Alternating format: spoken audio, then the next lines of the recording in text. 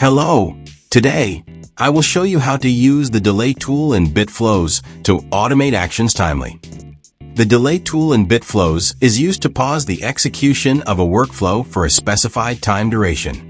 This feature is especially useful for tasks like scheduling data processing, sending delayed notifications, or managing automation sequences effectively.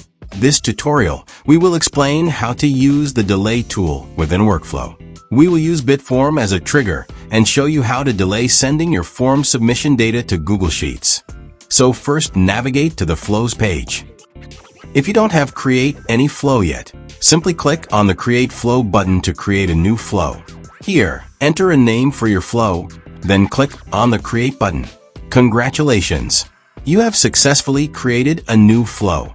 Your newly created flow will now be displayed like this. Now we will add the BitForm as a trigger. You need to install BitForm to integrate with Flow. The setup guide link can be found in the description below. Now I am submitting a testing response from BitForm.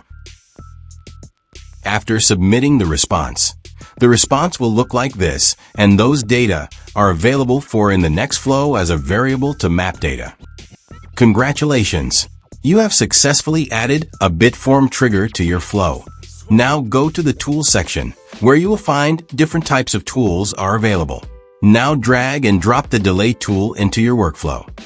Then connect BitForm with Delay tool. You need to add an action after the Delay node. To do this, simply click the plus icon and select your desired action from the drop-down options. Now choose Google Sheets as an action.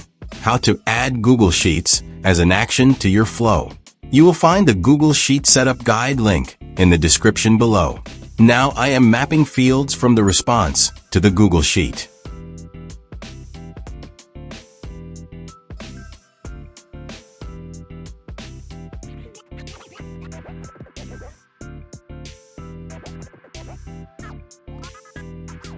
In this tutorial, I will send the submitted data from BitForm to Google Sheets with a 1-minute delay for processing. To do this, simply click on the clock icon. Then a pop-up will appear where you can enter your preferred execution delay time. You can also choose the delay unit from the drop-down options such as minutes, hours, days, weeks, or months. After completing all the setup, click on the Test Flow Once button to run a test and submit a form.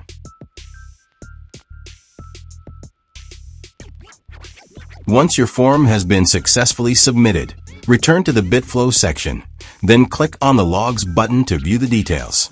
In the Log section, you can see that the status of your form submission data is currently processing. After approximately 1 minute, you can verify that your form submission data has been successfully captured and recorded in Google Sheets.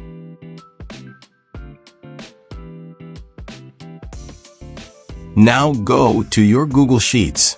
Here, you can see that your form submission data has been successfully added to the Google Sheets. That's all for this tutorial. See you in the next video. Thanks for watching.